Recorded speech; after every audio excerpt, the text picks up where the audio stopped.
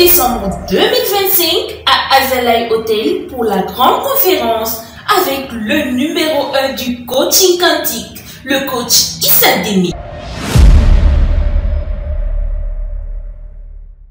Bienvenue à ce nouveau numéro de Masterclass portant sur le module 8.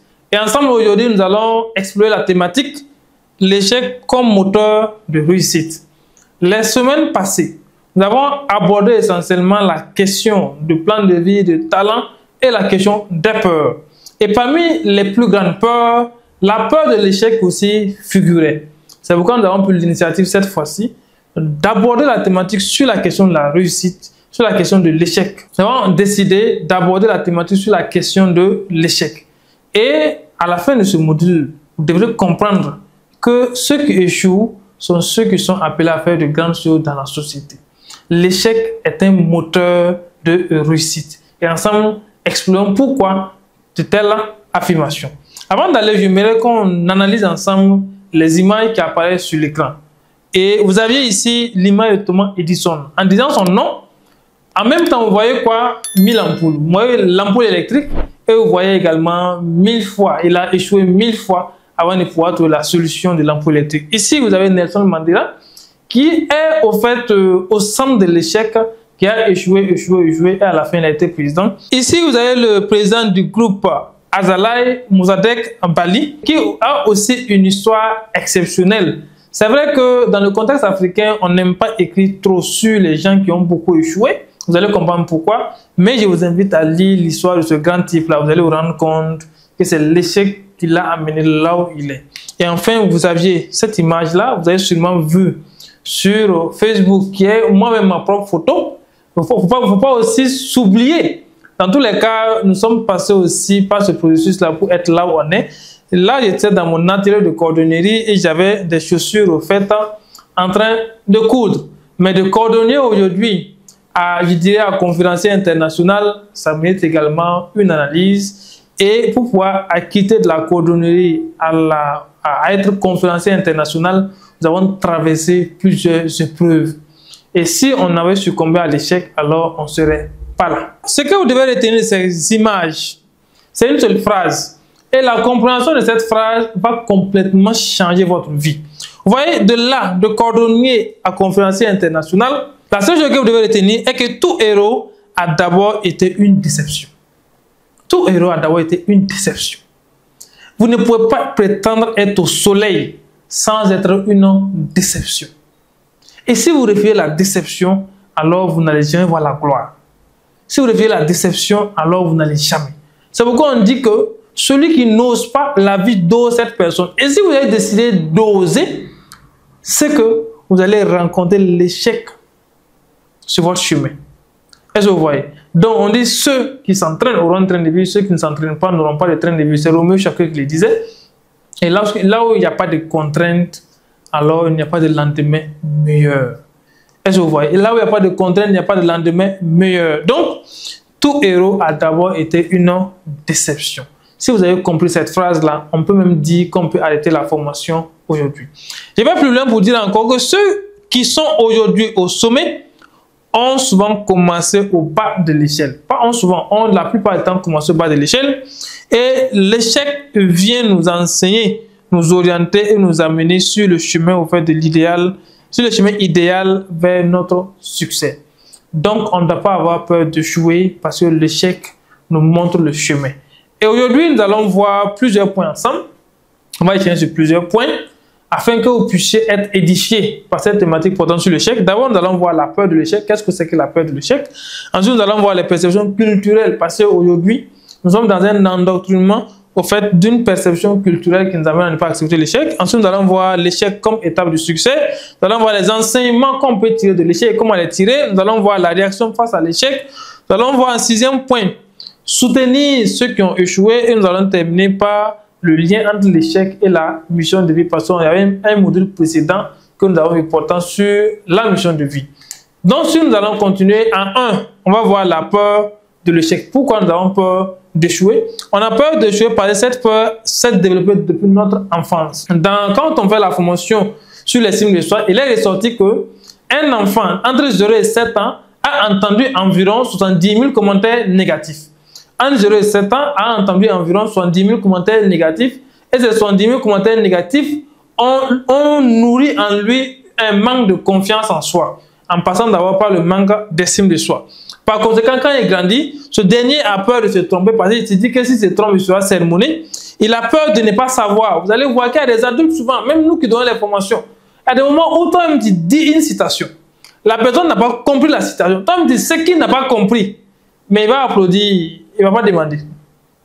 À des moments, ceux qui sont courageux, c'est quand ils rentrent chez eux, qu'ils prennent le téléphone pour t'appeler pour dire que « Ah, coach, lors de la conférence, j'ai noté une citation mais je n'arrive pas à comprendre. » Mais sur 100, il y a peut-être 2% qui vont vous appeler. Les 98% iront à cette ignorance-là. C'est pourquoi on dit vaut mieux être idiot une seconde que d'être ignorant à vie. Donc, posez des questions. Donc, le fait de ne pas savoir, les gens ont peur. Et enfin, de tomber au fait ou de se faire mal. Donc, ça veut dire que les gens ont peur de tomber. De tomber, ça veut dire quoi? Là où vous étiez, ça veut dire que la personne a créé une zone de confort et il ne veut pas revenir encore en bas de l'échelle. On dit pourtant, chaque difficulté rencontrée est une occasion en fait d'apprentissage. Alors que le fait de se tromper, on apprend. Dans tous les cas, vous pouvez vous intéresser à la théorie comportementale, qu'on appelle encore le behaviorisme. Dans le behaviorisme, il y a un scientifique célèbre qu'on appelle Thorndike. Thorndike a démontré que l'homme apprend par essai-erreur. L'homme n'apprend que par essai-erreur. À partir de entre 0 et 7 ans, il apprend par hypnose et par programmation. Mais au-delà de 7 ans, l'homme apprend par essai-erreur. Il faut essayer de se tromper et c'est dans ça que vous allez apprendre. Donc, deuxième élément le plus important, c'est la perception culturelle de l'échec. Il faut dire qu'il y a deux perceptions culturelles par rapport à l'échec. La première perception vient de la culture francophone où l'échec est perçu de façon négative. Et la deuxième perception vient de la culture anglo-saxonne où l'échec est considéré comme étant une étape naturelle. Donc ici, dans les pays francophones, nous sommes colonisés, nous avons été colonisés par la France et nous avons tout adopté de la France, raison pour laquelle la peur ici nous domine et nous détruit. Donc dans de nombreux pays francophones hérités au fait de la colonisation française, l'accent est mis sur la réussite et les résultats. Raison pour laquelle à l'école, voilà, c'est celui qui a plus de diplômes, même s'il n'a pas la qualification, dès lors qu'il a le diplôme, même s'il n'a pas la compétence, face à un test de recrutement, on va le prendre. Vous pouvez avoir la connaissance, mais tant que vous n'avez pas le papier, on ne va pas vous prendre. Jusqu'à l'heure là, c'est ce qui est maintenu dans nos pays. Donc, vous allez voir qu'il y a des gens compétents dans la nature qui sont en train d'errer, parce que tout simplement, ils n'ont pas le diplôme. Donc, comme les gens ont compris cela, la plupart des gens vont courir chercher les diplômes sans alors chercher la compétence, et en fin de compte, ils vont se faire employer, mais la tâche pour laquelle on les a employés, ils n'arrivent pas au fait à pouvoir donner le meilleur d'eux puisqu'ils n'ont pas la compétence. Pourquoi? Parce que dans la culture française, alors c'est la réussite et les résultats au fait qui sont prônés. Donc l'échec dans ce contexte-là est souvent interprété comme étant une preuve d'incompétence ou un manque de clairvoyance. Donc le fait qu'il faut tout simplement un diplôme pour que je puisse avoir un poste. Si je n'ai pas le diplôme, alors je suis considéré alors comme un incompétent ou quelqu'un qui a au fait un manque de clairvoyance. Et généralement, dans ce genre de société-là, la personne qui échoue est considérée comme une personne qui est touchée par le malheur, une personne qui est malchanceuse. Et le pire qui empêche les gens, et vous êtes dedans, c'est de commencer à fuir cette personne-là. Vous allez voir, même à l'école, quand on était là en train de bosser, vous allez voir que les élèves qui n'arrivent pas à avoir de bonnes notes, qui va vers eux pour les prendre comme amis? Non. Souvent, ils se retrouvent dans leur cercle et c'est ça qui amène beaucoup de personnes à devenir des rebelles, voilà, aller appartenir à des groupes qui développent au fait de mauvais éléments, de mauvais conseils, tout ce qui s'ensuit, puisque les meilleurs ne veulent pas s'associer à eux. Combien d'entre nous, comme moi, avons entendu dire que voilà, on ne doit pas passer le temps à être avec des gens qui n'ont pas de bonnes notes, qui ne sont pas meilleurs, parce que le fait d'être avec eux, ils vont finalement nous contaminer au fait dans ce processus. C'est vrai que dans une conception quantique, ça peut s'expliquer, mais en réalité, on ne doit pas au fait juger la personne sur la base de son échec, mais c'est sur d'autres critères qu'on doit utiliser. Dans une conception anglo-saxonne, il y a au fait l'échec qui est considéré comme naturel. On dit dans les pays anglo-saxons, l'échec est considéré comme étant un processus obligatoire vers la réussite. Là-bas, on ne va pas te juger sur la base de tes diplômes, mais on va te juger sur la base de ce que tu connais. On va te juger sur la base des échecs. Parce que plus tu as échoué, plus tu as de l'expérience. Plus l'expérience, ça prend à travers l'échec. Mais eux, ils s'en foutent des diplômes. Ce qui les intéresse, c'est l'expérience. Donc, les Américains, les Américains, par exemple, valorisent l'expérience et la remise en question. Le fait d'avoir échoué veut dire que vous avez beaucoup d'expérience. Et le fait d'avoir échoué, ça veut dire que si vous continuez toujours, c'est que vous êtes en train de vous remettre en question et alors vous allez facilement réussir. Il faut retenir que la culture est un élément important sur la question de l'échec. Donc, alors l'échec comme étape du succès. Nous avons abordé de façon générale la question de l'échec. Maintenant, nous allons essayer de voir comment l'échec peut être également une étape du succès. Dans un premier temps, il faut dire que l'échec joue un rôle fondamental car l'échec nous enseigne. D'abord, il joue un rôle d'enseignant. On dit le meilleur enseignant, c'est l'échec, un rôle d'enseignant. On dit en nous montrant ce qui n'a pas fonctionné, ce qui ne fonctionne pas. Dès lors qu'on échoue, alors on a le message que ce que nous sommes en train de faire là, quelque chose qui n'a pas marché dedans. Ça vous amène dans le questionnement. Deuxième rôle, c'est que l'échec nous oriente. Nous oriente vers quoi? En nous indiquant en fait de nouvelles directions à explorer. Donc lorsqu'on échoue, généralement, alors il y a plusieurs perspectives, plusieurs pistes au fait qui nous reviennent. Est-ce que vous voyez? Donc on essaye de voir. C'est pourquoi Thomas Edison dit qu'il n'a pas échoué. Il a trouvé 1000 manières dont une ampoule ne marche pas. Donc on n'échoue pas, on trouve des différentes manières, c'est-à-dire des opportunités. Prochainement, quand je vais vouloir faire, alors j'ai cartellé au fait ces options-là parce qu'au moins j'ai eu l'information que ces options ne marchent pas. Et troisième élément, c'est qu'il nous prépare. L'échec, au fait, nous prépare. Prépare à quoi? À réussir en renforçant la résilience et la patience. Mais, ouais, non, à des moments où quand vous n'avez pas échoué, vous ne sentez même pas le goût du succès. Voici aujourd'hui que nous, on est en train de raconter nos histoires. Voici aujourd'hui qu'on essaie de poster nos anciennes photos. Voici aujourd'hui, mais il fallait qu'on échoue. Il fallait qu'on échoue. Est-ce que vous voyez? Même la télé de cordonnerie dont je vous parle, on a échoué. Lamentalement, quand on a commencé, on a vu l'argent aller payer des chaussures pour venir vendre, ça n'a jamais marché. On a voulu fabriquer des chaussures, ça n'a jamais marché. On a échoué dans ce domaine-là. Donc, le fait d'échouer, ça vient renforcer la résilience, mais aussi la patience. Il faut être patient pour pouvoir réussir. L'échec est l'épée du succès. Comme le dit un président américain, on dit le succès n'est rien d'autre que d'aller d'échec en échec sans perdre d'enthousiasme. Quatrième point, c'est les enseignements qu'on peut tirer de l'échec. Et comme enseignement, il faut dire qu'il y a deux principaux enseignements qu'on peut tirer de l'échec. Premièrement, c'est l'échec comme révélateur. On dit ce type d'échec, il y a un type d'échec qui est révélateur. Donc, il faudra voir, hein, lorsque vous échouez et que l'échec n'est pas dans ces deux types-là, vraiment là, vous avez réellement échoué. Là, ça veut dire que l'échec ne va pas vous servir. Parce que l'échec doit vous servir. Ça aussi, il faut que je vous le dise. L'échec doit forcément vous servir. Et pour que l'échec vous serve, alors l'échec doit être un révélateur. On dit que ce type d'échec nous pousse à progresser. Il y a des échecs, au fait, quand vous tombez, que lorsque vous voulez vous ne relevez pas au même point. Vous relevez à un autre point. Ça, c'est un échec qui vous amène à aller de l'avant. Donc, l'échec doit aussi vous amener à aller de l'avant. Deuxième élément, c'est l'échec comme redirectionnel. L'échec, au fait, au lieu de tomber et de vous relever de l'avant, quand vous tombez, l'échec vous dit de faire demi-tour. C'est pourquoi Wanda disait que peu importe le nombre d'années où vous êtes trompé, faites demi-tour. Peu importe le nombre d'années où vous êtes trompé, si vous vous rendez compte que vous êtes trompé, faites demi-tour. Ça, c'est ce type d'échec-là qui vient vous barrer le chemin. L'horizon est sombre, il n'y a rien de concret. Et à partir de là, vous devrez comprendre qu'il faut que je fasse demi-tour. Mais qu'est-ce qui va vous permettre? Alors que là où vous partez, vous êtes en train de vous enfoncer. Mais l'échec vient vous dire stop. Là, c'est pas la bonne voie. Alors, faites demi-tour. Et nous, on a beaucoup échoué. Il y a beaucoup d'échecs qui nous ont permis de comprendre que, mon frère, là où tu partais là, c'était pas du tout bon. Donc, ça, c'est un élément assez important. On dit, exemple, une personne qui échoue dans un projet professionnel peut découvrir une autre activité. Voilà, nous, on est rentré dans la formation. Voilà, on a commencé à animer des conférences, on a tapé poteau, on a commencé à animer des formations, on a tapé poteau. Voilà, on est allé jusqu'à ce que c'est dans taper poteau, à un certain moment, on organisait les conférences, ça ne marchait pas.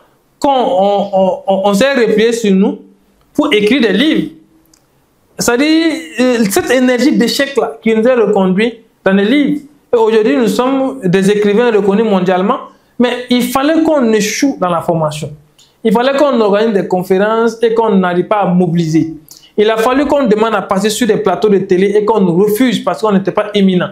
Il a fallu que, jusqu'à ce qu'on se dise que, mais attends, bon, je suis là, je fais des conférences, ça ne marche pas, qu'est-ce que je fais? Alors, je vais rediriger cette énergie-là quelque part. On s'est posé la question, mais les grands conférenciers, qu'est-ce qu'ils ont de différent que nous? Ils ont quelque chose de différent que nous, c'est qu'ils ont la capacité d'écrire des livres et les gens paient leurs livres et ça fait leur promotion. Donc, voici ce qui nous a amené à rentrer dans l'écriture. On est entré dans l'écriture pour pouvoir être à la même place que les écrivains. Et l'écriture nous a acceptés. Aujourd'hui, on est plus reconnu sur le plan de l'écriture. C'est à travers l'écriture maintenant que les gens viennent suivre nos conférences. Vous voyez un peu? Mais si on n'avait pas, ça veut dire que l'échec nous a dirigés vers un autre domaine. Moi, je n'étais pas venu dans l'entrepreneuriat pour écrire. Je ne savais même pas que j'avais le talent d'écriture d'un écrivain. C'est à travers les échecs, les formations qu'on fait, ça ne marche pas là. On s'est posé la question, la bonne question. Qu'est-ce que les grands écrivains, les grands conférenciers et les grands formateurs ont et que nous, on n'a pas pour que ça ne marche pas? Alors, l'univers nous dit, mon frère, quand tu analyses tous les grands conférenciers dans le monde là, ils ont des œuvres. Donc, pourquoi est-ce que ce n'est pas l'œuvre qui peut conditionner? Donc, écris un livre. Et quand j'ai écrit le livre, alors le premier livre m'a amené à faire le tour du Burkina Faso. J'ai réussi ou j'ai pas réussi? Ça veut dire que la voie sur laquelle j'étais n'était pas la bonne voie. Mais le fait d'avoir échoué, je me rappelle que ma première conférence où j'ai organisé, c'était à 3500 francs. 3500 francs, je pense qu'il n'y avait que 2 personnes qui ont payé et le reste, là, je suis allé les mobiliser gratuitement pour qu'ils viennent suivre. J'avais la salle à payer, j'avais le projecteur à payer et j'avais du surcroît mis sur la fiche que je devais leur donner pause café. À 3500 francs. Bon, vous voyez que 2 personnes ayant payé, ça fait 7000. Alors qu'il y a une vingtaine de personnes. Ça veut dire qu'il y a 18 personnes qui sont venues suivre gratuitement, y compris moi. Ça veut dire combien? 19. Y compris mes soeurs. Et ceux qui vont se payer pause café là. Donc quand on met le tout ensemble, ça fait 25 personnes. 25 personnes que tu dois nourrir et 25 personnes, tu dois louer une salle. Quand on a fini cela, j'étais complètement ruiné. Est-ce que vous voyez? Donc, on a recommencé encore une seconde fois. C'était encore le même cas. Donc, c'est pourquoi on dit aller d'échec en échec sans perdre d'enthousiasme, mais il faut se poser des questions. Je prends mon exemple personnel pour que vous compreniez que tout n'est pas totalement rose. Donc, d'abord, notre 5e point qui est les réactions face à l'échec. Donc, une fois que vous échouez, voilà, une fois que vous échouez, si vous n'avez pas encore échoué, préparez-vous parce que vous allez échouer, parce que si vous n'échouez pas, il n'y aura pas de succès.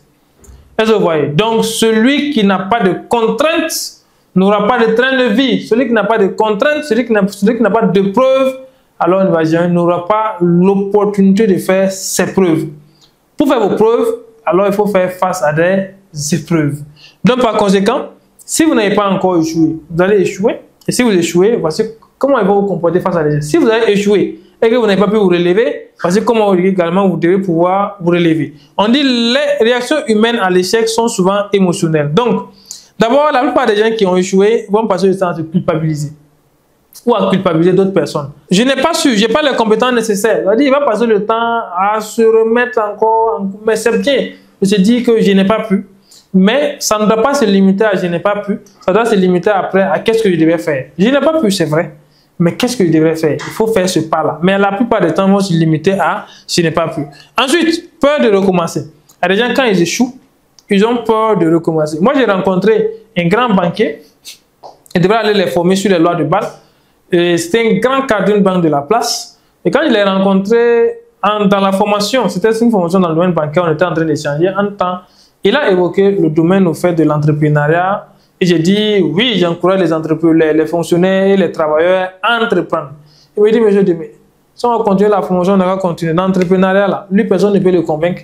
Parce que lui, il a mis beaucoup d'argent dans l'entrepreneuriat, ça n'a jamais donné. Aujourd'hui, là où lui, il est, il finit son travail, il prend son salaire, ce qu'il peut économiser, il économise, et le reste, là, il bouffe. Et quand vous le voyez, c'est quelqu'un qui était gros comme ça, gros, bien battu. Vous voyez. Mais il dit que lui ne se soucie absolument de rien. Parce que, pourquoi? Il a peur de recommencer et d'échouer encore. Mais tu ne peux pas entreprendre sans échouer. Tu ne peux pas lancer un projet. Dans la philosophie, on dit quoi? Tout vouloir précède une souffrance. Sur un désir satisfait, 10 au moins sont contrariés. Ça veut dire pour pouvoir réussir un seul projet, vous aurez tué 10 projets par exemple. Pour pouvoir réussir un seul projet. Donc par conséquent, il n'y a pas de raison en fait qu'on se décourage parce qu'on a échoué une seule fois. Il faut recommencer, recommencer et recommencer. Ensuite, vous savez quoi? La personne va créer ce qu'on appelle une zone de confort. Voilà, ce que Ivan Cassano appelle la zone de stationnement d'échec. Il a échoué, non? Alors, il crée sa zone de confort, il dit ça là, c'est mon territoire, je me plais ici, alors je ne vais pas risquer. Vous allez voir que beaucoup de personnes ont peur d'entreprendre, ont peur d'aller explorer de nouveaux horizons parce qu'ils ont peur de quoi? De quitter leur zone de confort. Donc, vous devrez être en mesure toujours. Là où on dit quoi? Celui qui cherche la sécurité va créer l'insécurité. Celui qui crée, c'est Dr Raoul qui le disait, celui qui crée la sécurité, celui qui cherche la sécurité va créer l'insécurité. Mais celui qui cherche l'insécurité, créera la sécurité. Ça veut dire quoi? Si vous êtes dans votre zone de confort, à un certain moment, vous n'aurez plus d'opportunité. Alors, qui dit aller à la recherche de l'opportunité, dit d'aller à l'insécurité, à l'inconfort. Donc, si vous ne partez pas à l'inconfort, vous n'allez pas avoir le confort. Mais celui qui cherche le confort et qui cherche à rester dans le confort n'est pas éternel. Ce confort-là deviendra encore demain un inconfort. Donc, par conséquent, évitez de créer ce qu'on appelle une zone de confort ou une zone de stationnement d'échec. Et enfin, vous avez ce qu'on appelle la pression sociale. Le jugement des autres peut accentuer au fait le malaise. L'isolement social, voilà. Donc, le fait d'avoir échoué, ça peut amener beaucoup de personnes, vos amis, à vous quitter, à vous laisser tomber. Et beaucoup de gens souffrent de ça parce qu'ils ont entrepris un projet. Et souvent, même le pire, c'est quoi? C'est quand vous prenez l'argent des gens pour mettre dans le projet. Vous avez pris l'argent de quelqu'un pour mettre dans un projet. Le projet a échoué. Un, vous devenez des ennemis. Deux, ils vont se loin de vous. Trois, ils vont passer le temps à vous mettre la pression, à vous dénigrer. Et face à ça, alors, vous n'allez plus avoir le courage de recommencer. Vous allez vous culpabiliser. Et si vous arrivez à sortir de cela, alors vous allez créer une zone de confort. Et tout ce qui est projet, tout ce qui est risque, alors vous allez refuser. Ce n'est pas la bonne solution. Il faut recommencer. À chaque fois, se poser les bonnes questions pour voir est-ce que réellement, qu'est-ce qui n'a pas marché et qu'est-ce que je peux corriger. Vous aviez un sixième point, changer notre regard sur l'échec. Donc, si nous avons compris le comportement émotionnel qu'on a face à l'échec, alors nous devons changer notre regard par rapport à l'échec. Et pour cela, voici quelques points. On dit quoi? Considérer l'échec non pas comme une fin, mais comme une opportunité. Ah, c'est un point assez intéressant. L'échec comme une opportunité. Vous avez échoué, mais c'est une opportunité pour vous d'apprendre. Vous avez créé une entreprise et que vous aviez mis votre fonds. Le projet a échoué. Mais rendez-vous heureux parce que vous venez de suivre une formation. L'échec là est une formation. Vous avez créé une entreprise, ça n'a pas donné. Au moins, vous allez savoir que ce projet-là, si je dois faire ce projet, voici comment je dois faire. Si je ne dois pas faire le projet, voici un autre projet que je dois lancer. Vous aviez une opportunité. Deuxième élément, c'est de voir chaque résultat comme autant un feedback et un point de repère pour progresser. Chaque résultat qui vient, que ce résultat soit positif ou négatif, est un feedback. Un feedback, c'est quoi? C'est un retour. C'est comme si vous prenez un ballon et vous tapez contre le mur, le ballon va vous revenir. Mais si ça vous revient, la force avec laquelle le ballon va vous taper, la douleur que vous allez recevoir, ou encore, si le ballon ne vient pas vers vous, alors vous allez savoir que la façon dont vous allez taper le ballon n'est pas la bonne façon pour que le ballon vienne vers vous. Si vous allez taper le ballon pour aller taper le mur et que le ballon a enjambé le mur, vous devez savoir que désormais, la manière dont vous devez positionner le pied, ce n'est pas la bonne manière pour que le ballon puisse taper le mur et vous revenir. Donc, le mur est considéré comme un miroir et vous renvoie toujours. C'est comme le retour à l'envoyeur. Donc, quand vous avancez, il y a toujours un retour à l'envoyeur et il faut être en mesure de pouvoir analyser cela. Troisième élément, c'est de transformer chaque réveil comme un enseignement pratique.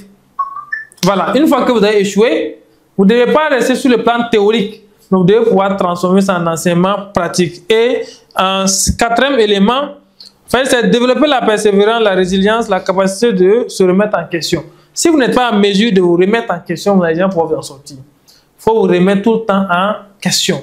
Vous posez la question, mais ça n'a pas marché. Pourquoi ça n'a pas marché? Est-ce un problème de compétence? Est-ce un problème de stratégie? Ou est-ce un problème d'organisation? Ça peut être la stratégie qui n'est pas bonne. Ça peut être l'organisation qui n'est pas bonne. Ça peut être également. Et beaucoup de gens qui avaient de l'argent qui ont tout dilapidé, ça sert maintenant pour dire, mais attends, qu'est-ce que j'ai fait, ça n'a pas donné. Et généralement, lorsque vous posez les bonnes questions, vous allez avoir de bonnes réponses. Et les réponses là, vous allez pouvoir avoir les solutions dans les livres. 1. 2. Dans les conférences. 3. Dans les formations. Alors vous allez prendre l'argent pour aller vous former, pour aller acheter des livres et vous allez lire. Et ensuite, moi j'ai eu une fois 2 millions que j'ai bouffé les 2 millions en un mois.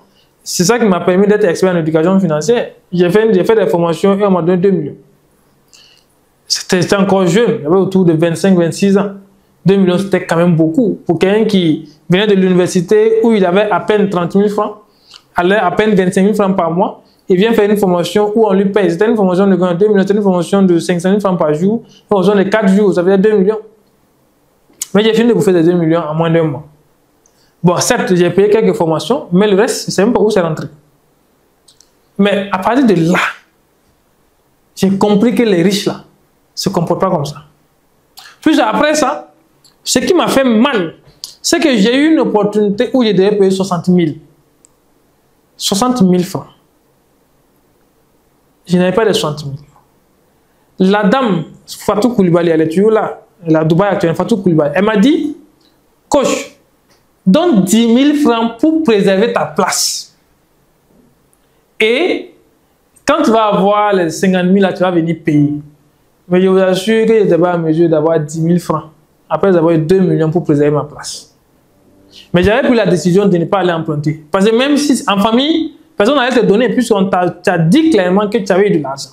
Où c'est rentré? Point d'interrogation. Donc, voici un peu. Mais la réponse à ça, c'est quoi? Ça m'a amené alors à aller chercher les livres de Robert Kiyosaki, à lire, aller chercher le livre de Samuelson, à lire, aller chercher le livre du pasteur Davido Oyedepo, à lire, aller chercher un certain nombre de livres, à commencer à lire jusqu'à faire de l'éducation financière un sujet de recherche pour ma thèse. Mais en sortant en fait, de cette douleur, je suis devenu en même temps expert en éducation financière option personnelle. Et j'ai aujourd'hui 4 livres sur l'éducation financière, les modules de formation, ça je n'en cite pas. Parce que c'est énorme. Tu ne peux même pas tout mettre dans des livres parce qu'il y a des choses qu'il faut donner oralement. En passant, je profite en même temps de vous dire qu'on a une formation complète sur l'éducation financière, purement pratique et pragmatique. Et la formation est en promo à un prix exceptionnel. Je vous prie, vous, que vous ayez la discipline de l'éducation financière et que vous n'ayez pas la discipline de l'éducation financière, allez payer. D'autres employeurs passés se disent que c'est un site d'arnaqueur. Non, ce site-là m'appartient. C'est moi-même. Et les formations, c'est moi-même qui les ai développées. Donc, je vous prie d'aller payer la formation. Allez payer en attendant que le prix augmente. N'attendez pas que les gens qui vont venir après vous, vous qui suivez les vidéos chaque semaine, à d'autres personnes qui vont venir après vous, et ces gens-là vont aller payer la formation et profiter. Bon, la formation est à un prix dérisoire. Mais comme vous me connaissez, je donne gratuitement, mais mes prestations coûtent cher. Ça, je le reconnais.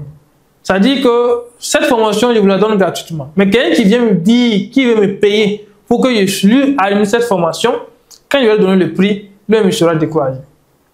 Mes prestations coûtent cher. Je donne, c'est vrai. Mais quand tu viens, si tu dois payer, tu dois aussi payer le prix. Donc, pour le moment, on est en train, en fait, de vous aider à pouvoir vous organiser. Donc, ne vous faites pas supplier ou prier encore. En tout cas, allez payer pour pouvoir vous former en attendant que le prix puisse grimper. Donc, pour revenir à notre sujet, si vous arrivez à respecter ces 4 éléments, alors vous allez voir que vous allez tirer les bonnes leçons de vos échecs. Donc, 7e élément, c'est de soutenir ceux qui ont échoué. Et autour de vous, vous-même vous en faites partie peut-être, mais autour de vous, il y a des gens aussi qui ont échoué. Alors, il faut les soutenir. Parce que c'est notre rejet, c'est le fait qu'on les rejette qui fait que ces gens-là créent ce qu'on appelle leur zone de confort. Donc, il faut les soutenir. Les soutenir en faisant quoi? En les écoutant et en les encourageant. Il faut les écouter et les encourager. Dire, en les amenant à comprendre que l'échec n'est pas une fatalité, en les amenant à comprendre que c'est normal d'échouer parce que la grandeur se trouve dans l'échec. Ensuite, il faut les amener, il faut les partager sur votre propre expérience pour montrer que l'échec est normal. Parce que vous-même, vous avez échoué. Il ne sert à rien de garder pour vous. Moi, je n'ai pas honte aujourd'hui, en tant qu'expert en éducation financière, vous dire que j'ai bouffé 2 millions en un mois. Je n'ai pas honte de le dire. Ça fait partie de moi, de mon histoire. Mais cet échec-là m'a permis de faire quoi? M'a permis de développer un domaine. Il fallait que ça m'arrive, que je puisse chercher un temps soit peu 10 000 francs sans avoir, après avoir eu 2 millions, à l'âge de 25-26 ans pour pouvoir comprendre que je dois apprendre à gérer les fonds. Je dois apprendre la discipline financière. Et c'est ça qui m'a conduit dans l'éducation financière. Rien d'autre. Sinon, je suis banquier de formation. Nous, on a fait la finance d'entreprise. Je suis enseignant à l'université en finance d'entreprise. Mais ça ne m'a pas aidé. Jusqu'à ce que je puisse comprendre qu'il y a une autre connaissance au-delà que la banque ne m'a pas enseigné. Finance personnelle. Et j'ai aujourd'hui expérience en finance personnelle. Donc, ensuite, créer un environnement sécurisant où les erreurs ne sont pas stigmatisées. Aujourd'hui, vous devrez avoir un environnement. Des gens aussi qui ont échoué comme vous qui sont relevés. Et quand vous venez leur expliquer votre processus, que la personne n'en prenne pas comme un fait extraordinaire, que la personne sourit vous dit que c'est normal, nous tous on est passé par là. Et là, pour avoir ces gens-là, c'est dans les conférences, dans les formations que vous allez rencontrer ces gens-là. Voilà. Quand vous venez, par exemple, quelle que soit la difficulté que vous vivez, et vous venez me dire aujourd'hui que vous êtes en train de vivre une situation difficile, moi je vais sourire avec vous pour dire que mon frère, ça va aller. Il n'y a rien à dire. Pour quelqu'un qui buvait de la bouillie,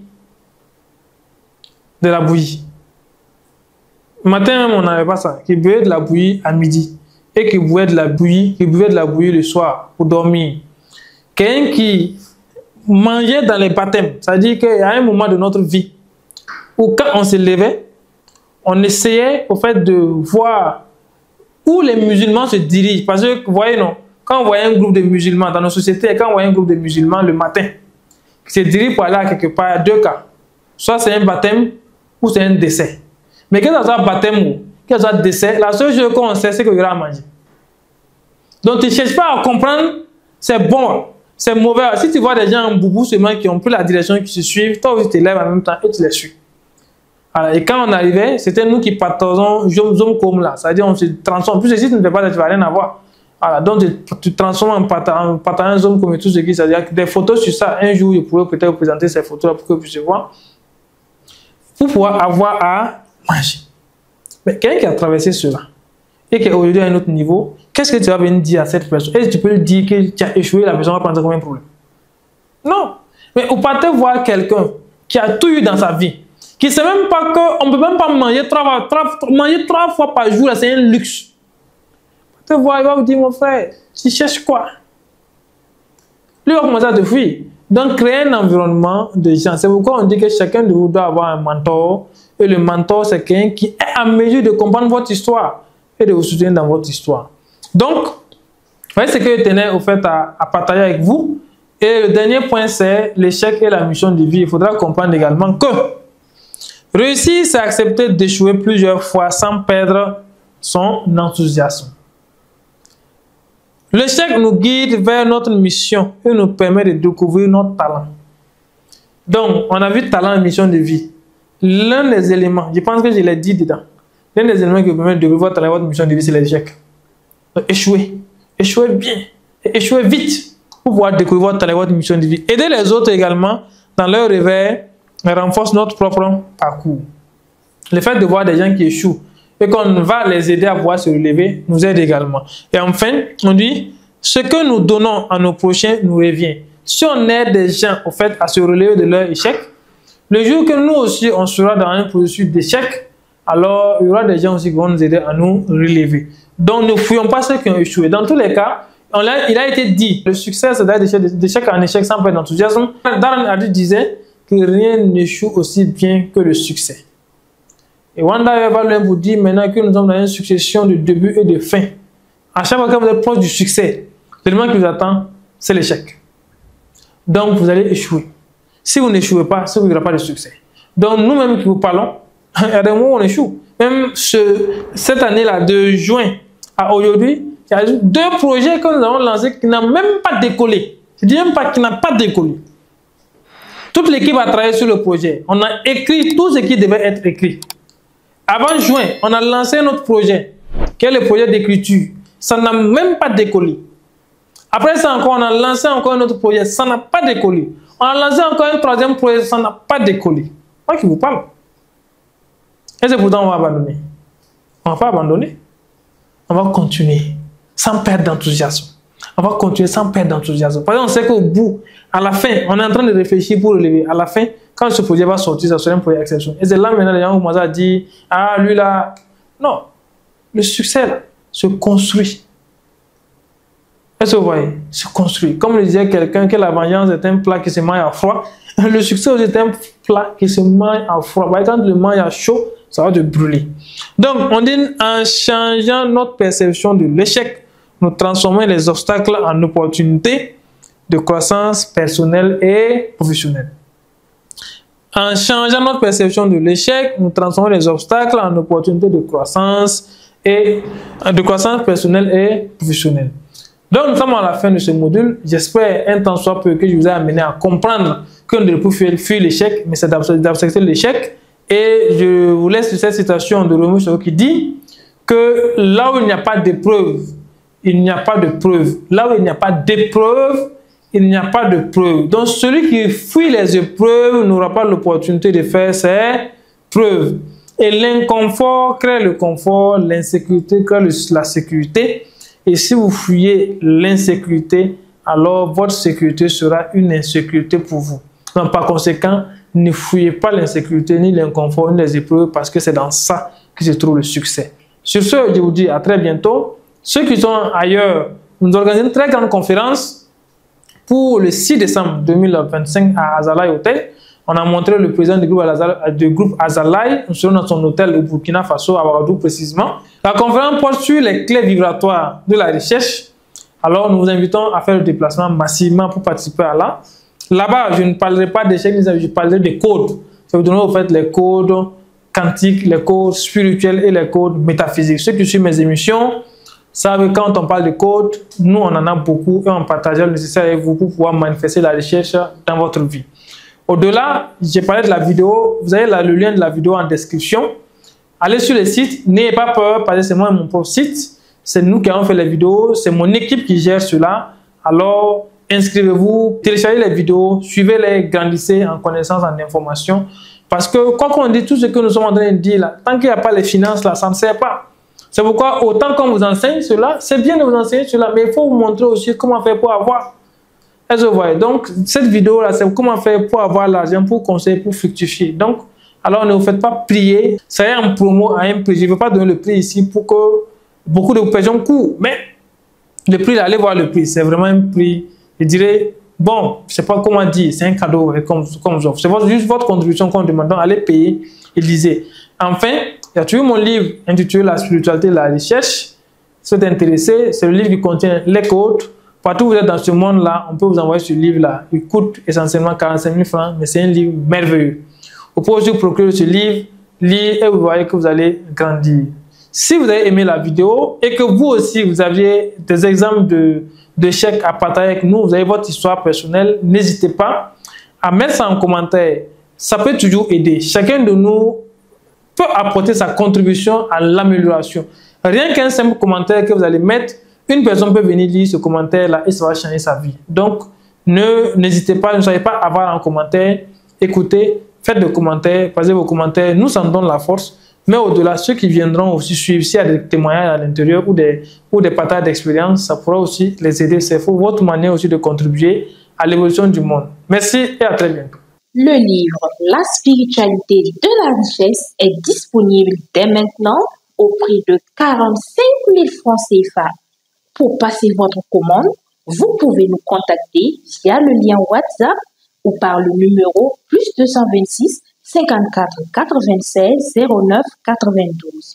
Ne laissez pas passer cette opportunité de transformer votre vie.